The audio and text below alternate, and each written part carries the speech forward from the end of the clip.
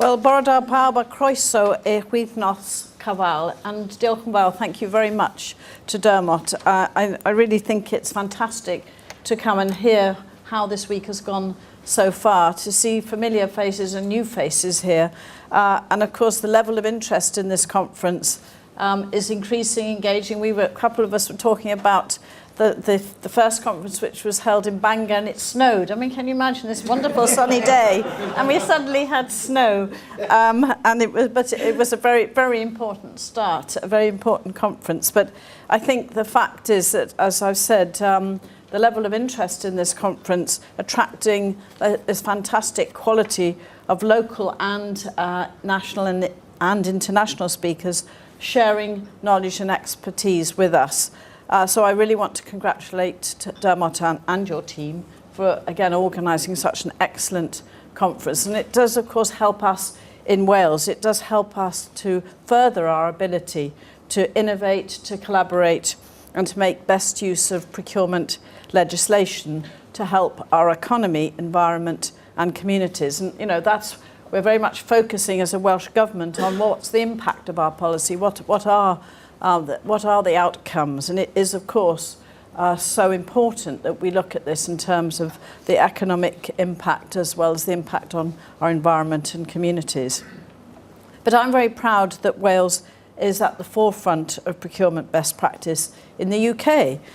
Also, in addition, that we're promoting some of the most progressive policies. But we're doing this thanks to and engaging with outstanding academics, as well as supply chain expertise in Bangor University, Cardiff University, and the University of South Wales. And these three universities have helped establish the Creative Procurement Forum.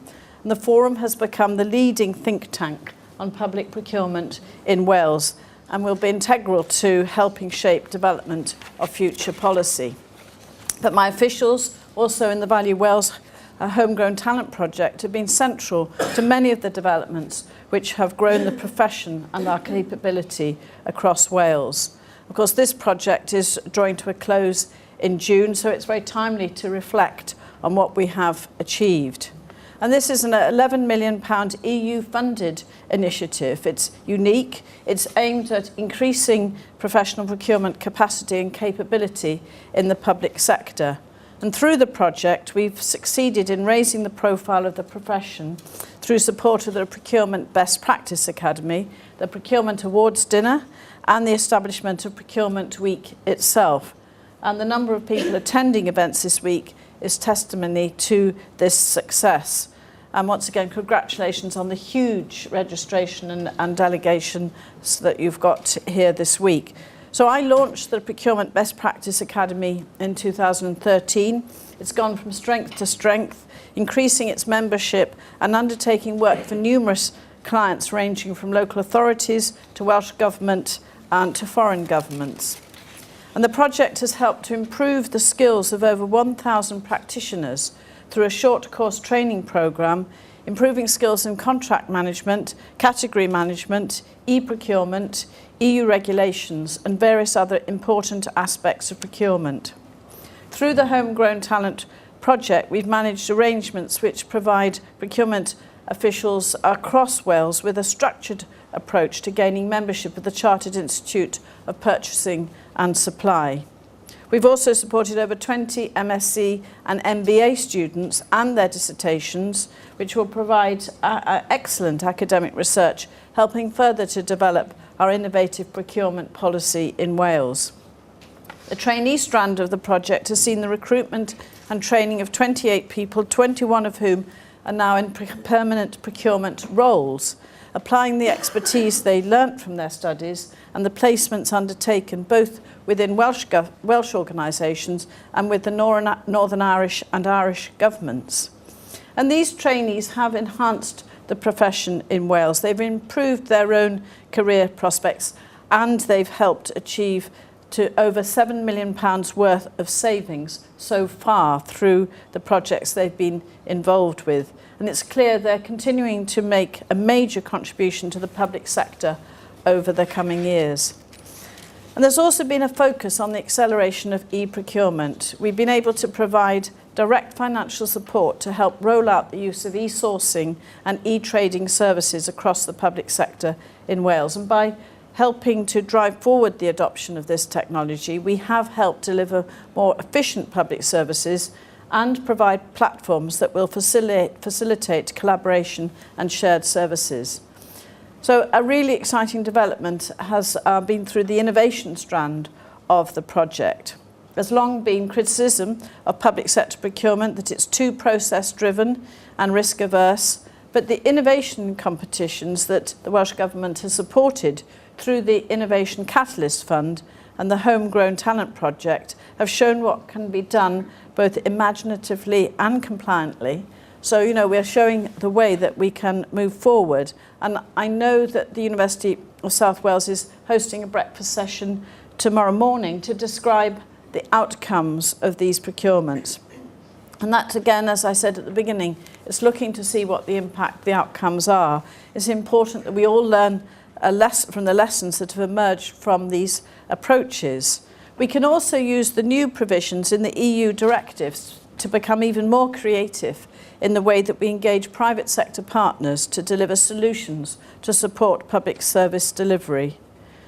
So I'm launching the e-trading Wales this week. This programme will provide invaluable support to public sector bodies and suppliers to transform their business processes to enable seamless electronic trading, reducing the cost of doing business with the Welsh public sector.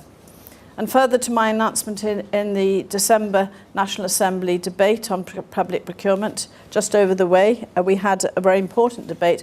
I'm going to also soon be launching a refreshed Wales procurement policy statement.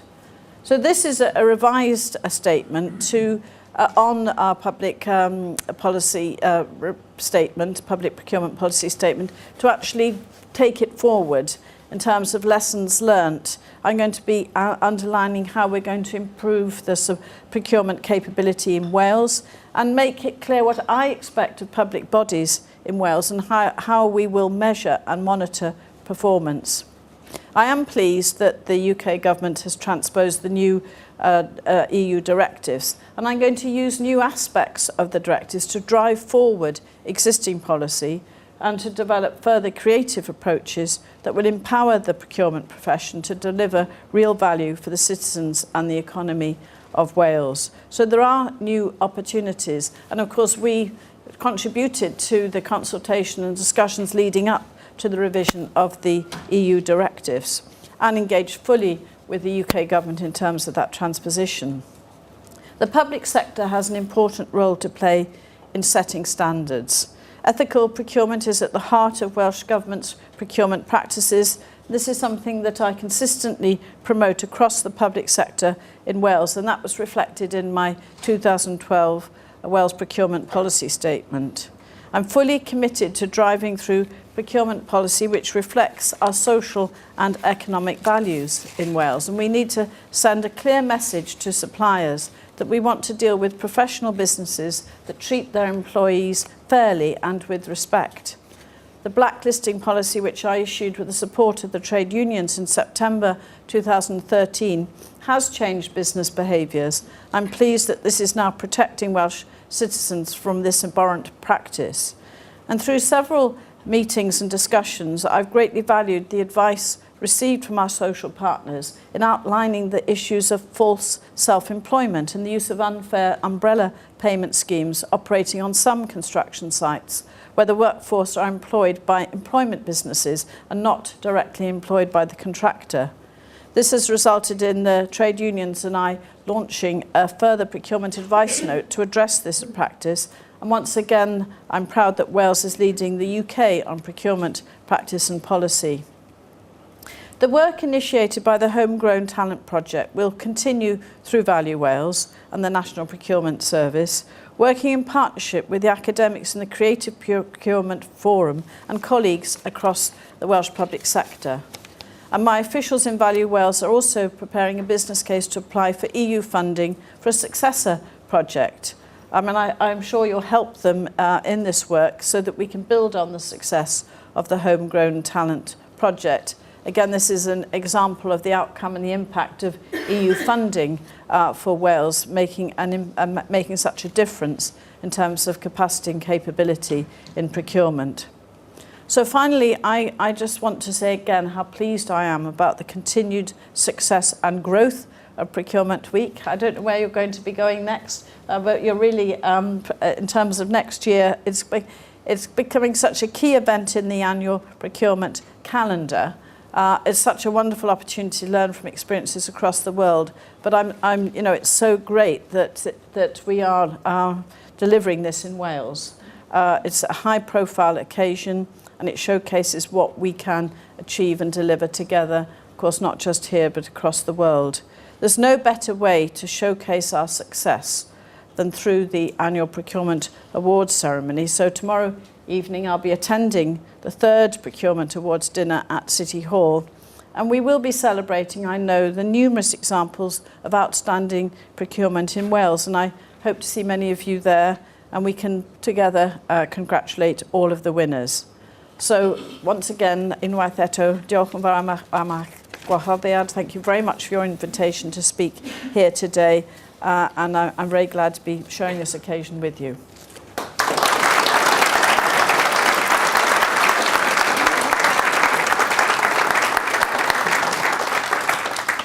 Okay, now the Minister is very happy to take some questions. Any questions, comments? I'll get the ball rolling then as Chair. Minister, I know that fitness checks have been carried out in the Welsh public sector following the last Welsh procurement policy statement. Great to hear that it's being refreshed and reviewed.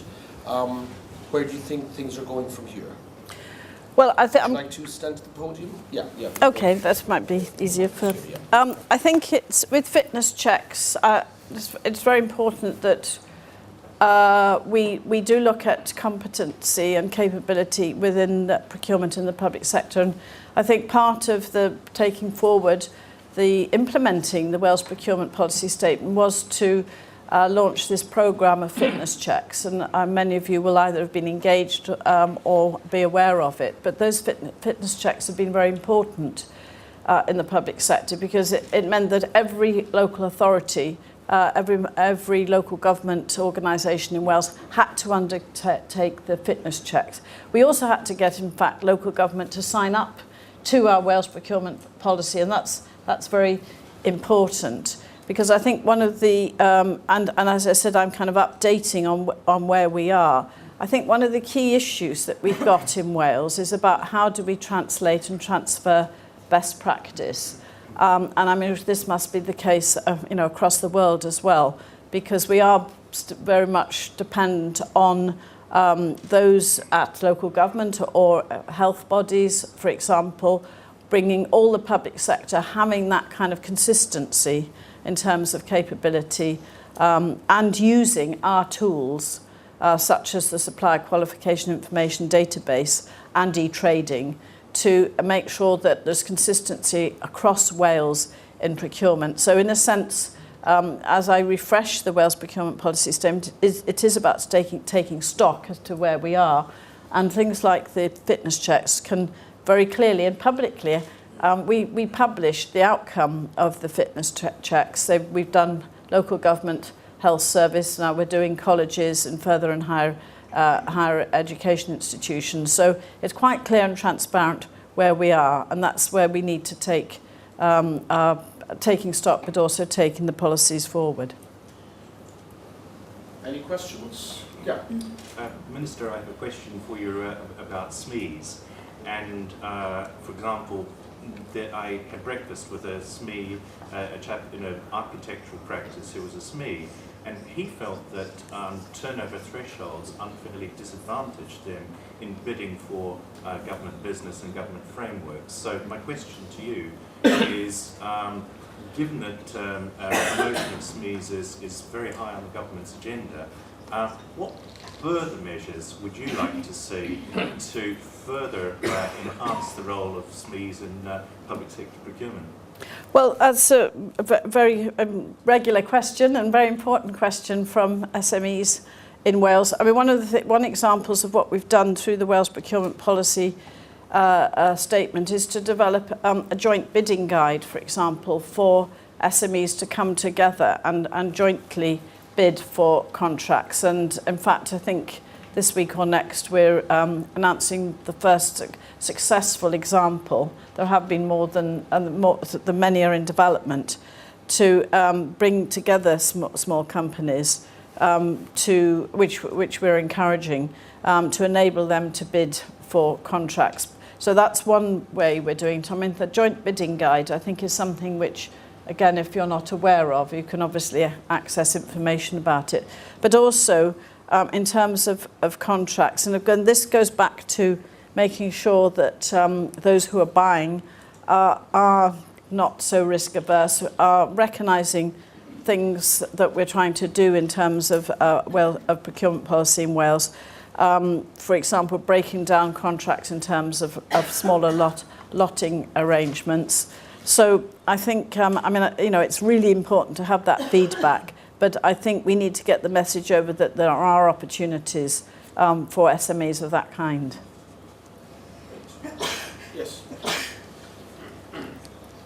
The investment in e-procurement is very welcome. Do you think there's more that we should be doing to promote that into trading within the public sector?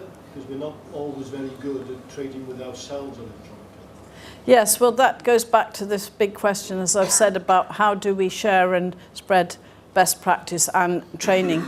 And I was talking to, for example, a couple of authorities yesterday, Caerphilly and Rhondda and Taff, who kind of at the forefront of the trading venture. And I said, well, it's great that you're doing it so well, but what about your neighbours? So this is where we should be able to crack it in terms of our homegrown talent project and how we take it forward, because we're a small enough country to be able to do that, and also with the support of all our trainers and academics.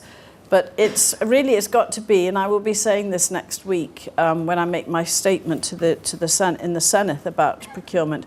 This should be an area where it has to be delivered. There should be no reasons not to progress, because it's going to save the authority money. I think one of the points, and we've observing yesterday's UK government budget, but in terms of public finances, we're going to have, it looks like we're going to be into tough times. We've had very tough times ahead. We've had our budget capped as a Welsh government by 1.5 billion over the last 5 years. It's critical that everybody, particularly the public sector, takes on these opportunities. But we'll help with the training and we'll spread the best practice. Alan Aitken from County Council. Thank you, Minister.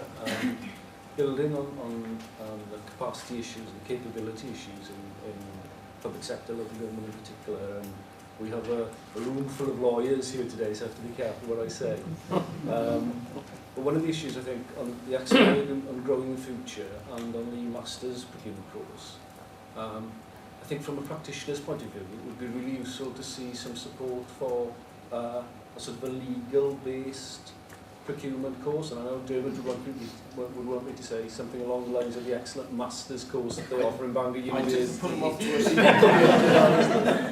but there is, in terms of addressing that risk-averse attitude that does exist there, it is about the compliance and the legal issues, and it seems to me that that's the bit that we're missing really at the moment. And I was just wondering whether you'd consider putting some funds into that in terms of future development. I know everybody asks it from me. Well, yes. Obviously it's very appropriate, and I'm sure Dermot Professor will want to say something about it. But I think the point is we can't just look to academic courses to address this issue, because we've got our lawyers in place, haven't we, advising you and still being risk averse. It's going to be very interesting, and you're talking about the EU directives today.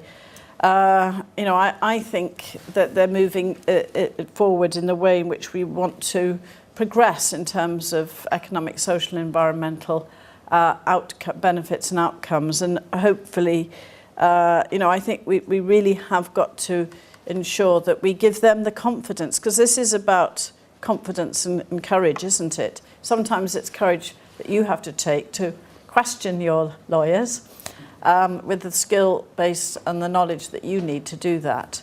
But I'm sure there'll be a few courses on offer.